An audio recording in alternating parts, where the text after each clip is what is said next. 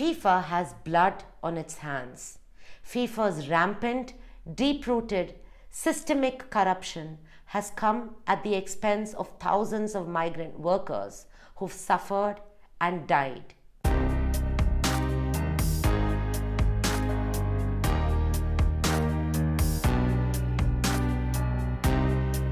Hi everyone, welcome to the Humane Factor. Today I'll be talking about the FIFA World Cup 2022 and the web of deception, lies and corruption surrounding it. Now, football is one of the most popular sports in the world. FIFA, the governing body of football, has the responsibility to administer and guarantee a smooth and transparent competition. Yet, FIFA has been the epicenter of deep-rooted corruption and fraud. What's worse is that the corruption surrounding the 2022 World Cup has come at the cost of human lives. All this is happening in Qatar, where the 2022 World Cup is scheduled to be held. When greed transcends humanity, it always happens at the expense of vulnerable people. So what's happening in Qatar, and what is FIFA's role in this? Let's start from the beginning. In December 2010, Qatar won a bid to host the 2022 FIFA World Cup. Since then, it was estimated that Qatar would spend $100 billion on infrastructure, including a new airport, roads, hotels, and stadiums. And how has Qatar been developing its infrastructure? By using migrant workers from South Asian countries, including Bangladesh, India, Pakistan, Sri Lanka, and Nepal. Now, Qatar is heavily reliant on migrant workers who comprise 95% of the total workforce. Most of the migrant workers in Qatar have been hired under an exploitative labor system called the Kafala System. Under the Kafala System, the state enables companies to give sponsorship permits to employ migrant workers. The sponsor covers travel and provides accommodation to these workers. Now, I'll get into what sort of accommodation is provided in a moment. Now, rather than hiring individuals directly, sponsors sometimes use private recruitment agencies in the countries of origin to find workers. Now, because the system falls under the jurisdiction of interior ministries rather than labor ministries, workers have no protection under the host country's labor laws. This leaves them vulnerable to exploitation. Now, under this system, workers' employment and visas are linked, and only sponsors can renew or terminate them. So this gives private citizens, rather than the state, control over workers' legal statuses. Now, this has created a power imbalance that has ultimately led to the exploitation of migrant workers. Now, many migrants in countries like Nepal, Bangladesh, and India seek work in Qatar to escape poverty and unemployment. But to get a job, they have to pay a huge amount of money to recruitment agencies in their home countries. Amnesty International, which has been campaigning to end human rights violations in Qatar, spoke to some workers and found out that some of them had paid amounts ranging from $500 to $4,500 to these recruitment agencies. This is a lot of money for these people who already come from poor communities. Now, $500 in India is nearly around 2 months of their living expenses. Now, these recruitment agencies also make false promises about their salaries and type of work. When workers tell companies that they were promised higher salaries, they are threatened that their visas will be cancelled and they'd be sent back. Since many of them are in debt, they can't afford to be sent back. Now, many workers aren't paid salaries for several months.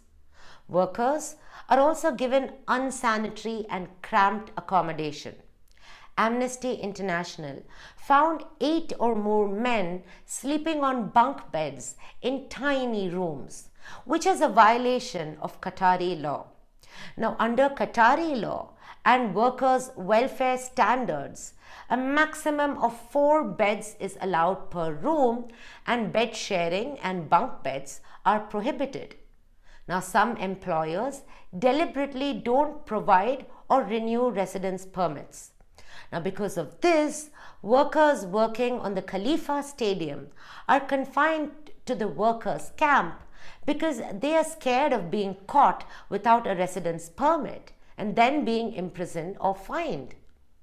Now, the employers have also confiscated workers' passports, so they simply can't leave the country. Now, confiscating someone's passport is tantamount to abduction and wrongful confinement.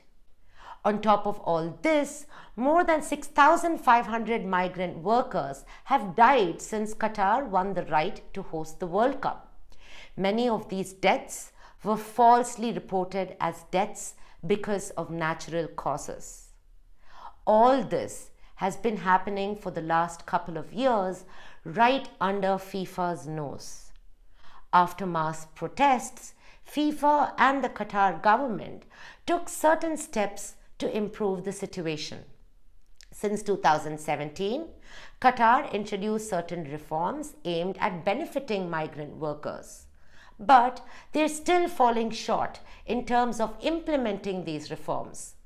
New reports by Amnesty International and Human Rights Watch reveal that workers are still being made to work more than 18 hours a day without getting a single day off.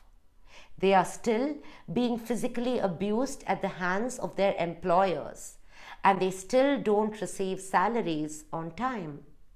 Take a look at what Qatar's General Secretary of the Supreme Committee for Delivery and Legacy said when he was asked by Sky Sports whether he could make an assurance that nobody will die in the construction of stadiums. Can you make an assurance that nobody else will die in the run-up to the construction of these stadiums? I don't think anybody can make that assurance. What I can say is we're learning lessons learned. Their deaths will not be in vain for the people that have passed away. Their deaths will not be in vain. Wow. And how exactly will their deaths not be in vain? Because their deaths have empowered Qatar to learn from their mistakes. People's deaths aren't mistakes you learn from. People's deaths are what you go to jail for. Now, you might be wondering that this is Qatar's problem, right? What is FIFA's responsibility in all this? Well, the FIFA empire reeks of corruption, fraud, and greed. According to investigations by the FBI and the US Department of Justice, former FIFA executives took bribes in exchange for voting for Qatar to host the World Cup.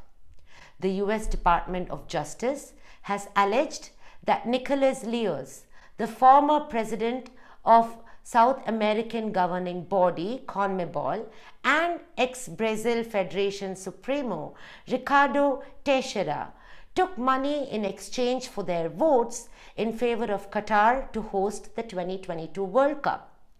Former FIFA Vice President Jack Warner was also allegedly paid around $5 million to back Russia's 2018 bid. In 2017, Alejandro Burzaco, a former TV executive, told a jury in New York that Leos, Teixeira, and the now former Argentina football chief Julio Grondona had been paid to vote for Qatar, which beat the US in the vote. Now, Qatar and Russia have both denied these allegations. In 2014, FIFA, which was under the control of the former president Sepp Blatter, had conducted a not-so-independent investigation where Qatar and Russia were unsurprisingly cleared of wrongdoings in their bids. Sepp Blatter later resigned and was banned from football by FIFA, along with many other officials, after an internal ethics investigation led to the arrest of 7 individuals. Now, after the indictment from the US Department of Justice, Sepp Blatter even said that the US would be capable of hosting the 2022 World Cup, thereby indicating foul play in Qatar's bid. Now let's take a look at this clip where Sky Sports explains some of the allegations against FIFA.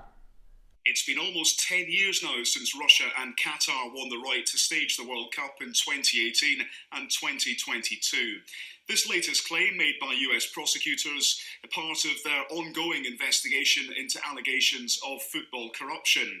They claim several former FIFA Executive Committee members were offered or received bribes in connection with their votes. It's claimed in one paragraph over a 70-page indictment. The Russian and Qatari bids had previously strenuously denied all allegations of wrongdoing. There was a FIFA-led investigation, a report that was published in full back in June 2017. Michael Garcia found no evidence that bribes had been paid for votes. We have approached both Russia 2018 and Qatar 2022 for their response to these latest allegations. Clearly, the Russian World Cup's already taken place, so there will be plenty of focus now on Qatar. Now, despite these corruption allegations and human rights atrocities in Qatar, FIFA hasn't considered moving the World Cup out of Qatar. When FIFA awarded the vote to Qatar, it knew or should have known that there were inherent human rights risks. As the world governing body of football, it is FIFA's responsibility to ensure that countries that host the World Cup are able to do it without committing human rights atrocities. Now, Qatar's heavy reliance on migrant workers and its exploitative labor system is well known to the entire world. FIFA cannot plead ignorance. They knew or had the responsibility to know that migrants would suffer or even die to make it possible for Qatar to host the World Cup. Now, despite these obvious human rights risks, FIFA not only allowed Qatar to host the World Cup, but took huge bribes to make it happen, all at the cost of human lives. FIFA has blood on its hands. FIFA's rampant, deep-rooted, systemic corruption has come at the expense of thousands of migrant workers who've suffered and died. Recently, FIFA's current president, Gianni Infantino, made tall claims about instituting reforms to tackle football corruption. However, he is himself being criminally investigated for corruption and abuse of office. From all this, it's quite clear that FIFA shows no remorse for its actions, and all they care about is money.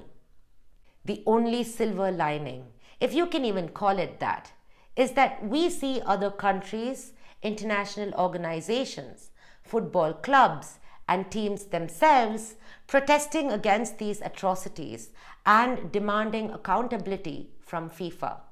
Players from countries like Germany, the Netherlands, and Norway wore human rights shirts before the World Cup qualifiers, voicing concern over the situation in Qatar.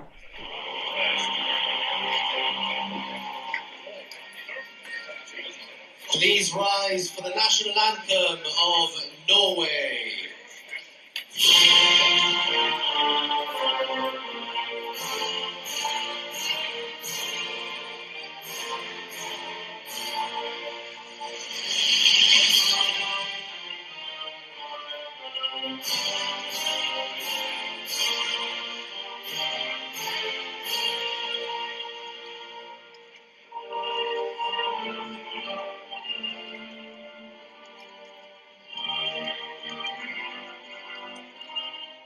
It's so important that we all raise our voices. If football clubs, fans, and associations speak out, FIFA will have to give answers and won't be able to get away with what they're doing. So I hope you like this video. As you know, I put out videos every Wednesday and Saturday. Please hit the subscribe button and join me on this journey towards exploring the world with a touch of humanity. See you soon.